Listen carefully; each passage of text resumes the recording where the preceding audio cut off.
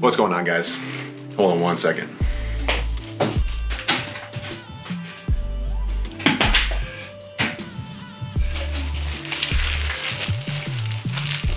Safety first, right?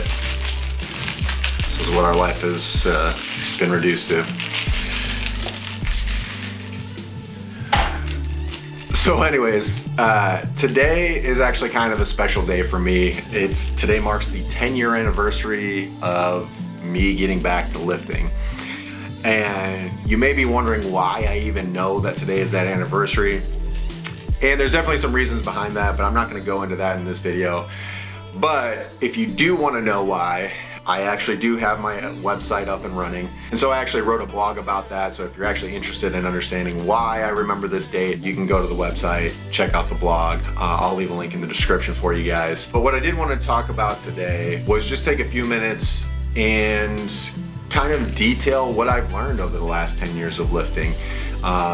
It's kind of crazy, you know, for me personally, I don't have a lot of hobbies. And the hobbies I have had, I haven't really stuck with a lot of them.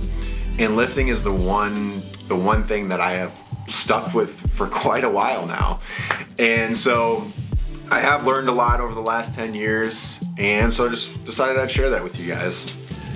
So let's jump right in, I guess.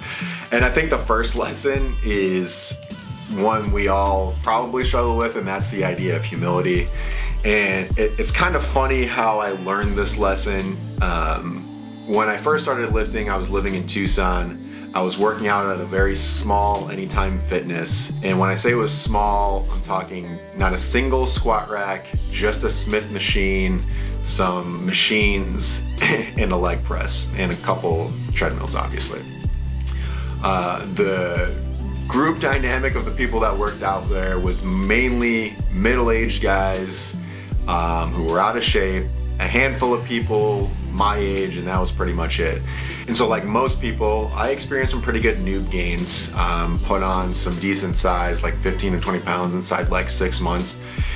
And so needless to say, all the middle-aged men were thinking back to their glory days and very impressed by the size that I had put on. And so obviously for me, it was a confidence booster. But fast forward to about 6 to 8 months later, me and my roommates made a decision we were gonna move to a more central part of Tucson, which meant I needed to find a new gym. And that new gym ended up being an LA Fitness that was smack dab in the middle of Tucson, real close to the University of Arizona. So it was basically where everybody worked out. And walking in there the first day, I was like, well, not only am I not as big as I thought I was, I'm now asking myself if I even lift. Because, I mean, this was basically where everybody that was serious about lifting lifted in Tucson. So I was by no means, you know, I thought I was the big fish in a medium-sized pond, and quickly realized that was not the case. But what's cool about that is it didn't discourage me, it just helped me put things into perspective and really learn the lesson that like there's always going to be somebody bigger than you.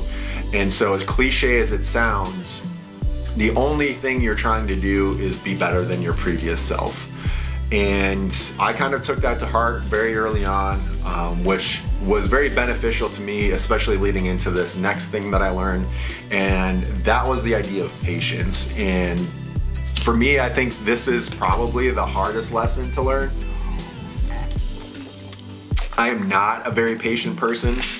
And so to be in this fitness space where, you know, I experienced all these noob gains, there was a part of me that thought that that was just going to last forever. But when it fell off, it did so very quickly. And then it became a real grind to really experience any gains. And so for a while, I was like searching out any like training program that was like, oh, guaranteeing this much size and this much strength and this amount of time. And my experience with those programs they were epic letdowns, in the sense that, not that they didn't work, but what I was expecting and what I got were definitely two different things. And that's what helped me realize that, like, look, you know what, like, this is a lifetime process going forward. Like the cliche, apparently I'm gonna use a lot of cliche sayings in this video. The whole, it's a marathon, not a sprint, became very evident to me very early on. And I won't say that I became aware of this lesson early on, like I said, because I am an impatient person. It did take me a while to learn that. But honestly, like, my experience with lifting, once I did finally accept this lesson, like, it changed dramatically, because it allowed me to enjoy the gym a whole lot more. Because now it wasn't so much about like, oh, I've got to get bigger, I've got to get stronger. It's like, let me just enjoy the process of lifting, enjoy what it takes to get there, and just let it happen in the time frame that it's meant to happen. And when I did that, it really, like, the gym became, like, I'm not gonna say that the gym wasn't always fun. I've always loved the gym, but there was a lot less pressure, which made the gym so much more entertaining and enjoyable going forward. And so that was, like, I think of the three that I'm going to talk about, that was definitely the most difficult, but probably has been some of the most rewarding at the same time. And the third lesson, which I think is probably the most important life lesson of all three of these, is the idea of accountability.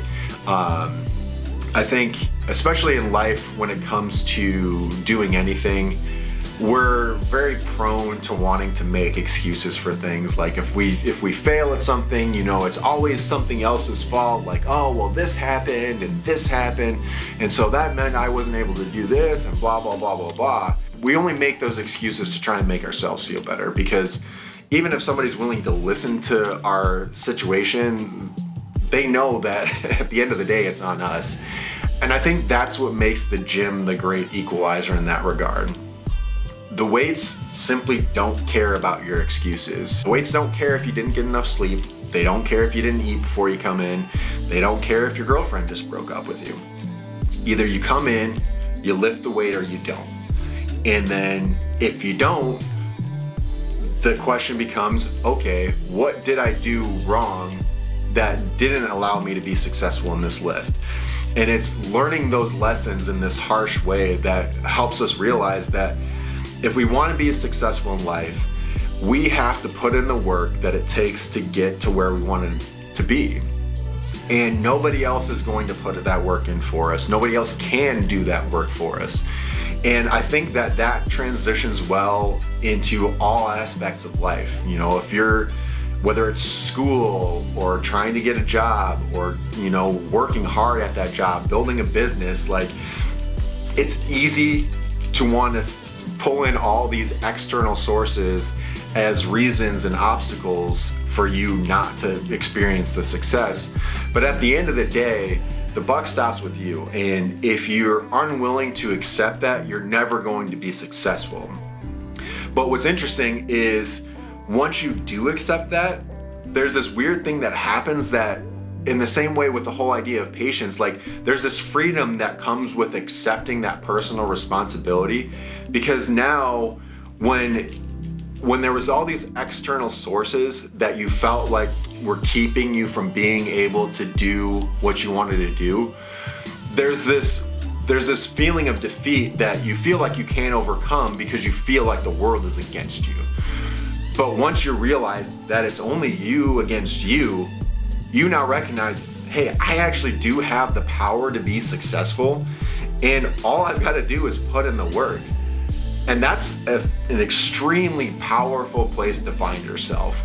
And I think that that's, as I've matured in the gym, that's probably what I've learned over the last few years, especially last year when I was trying to do that bodybuilding competition.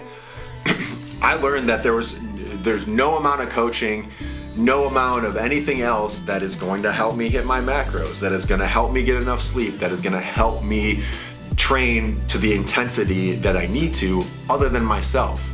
And so at the end of the day, the reason that contest prep failed is because I failed.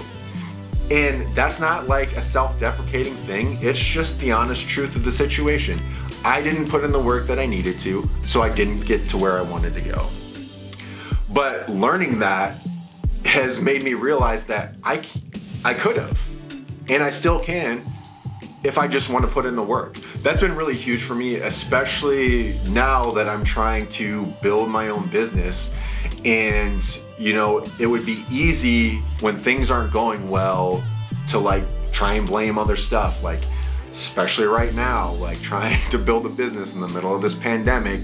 It would be easy to be like, oh, well, you know, if it weren't for this and it weren't for that, you know, I'd be much further along now. It's like, well, no, there's still things that I can do, and there's things that I am doing, and it's only learning that personal accountability that has allowed me to step up in this situation and say, I can still make things happen. I just have to want to make those things happen.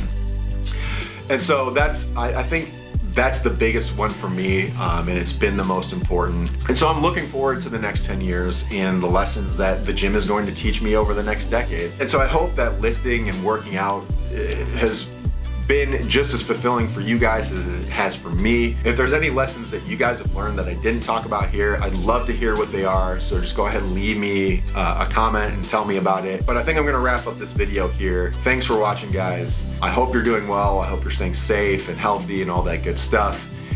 If you did like the video, go ahead and hit that like button. If you aren't already, please subscribe, and we will talk to you in the next one. Peace.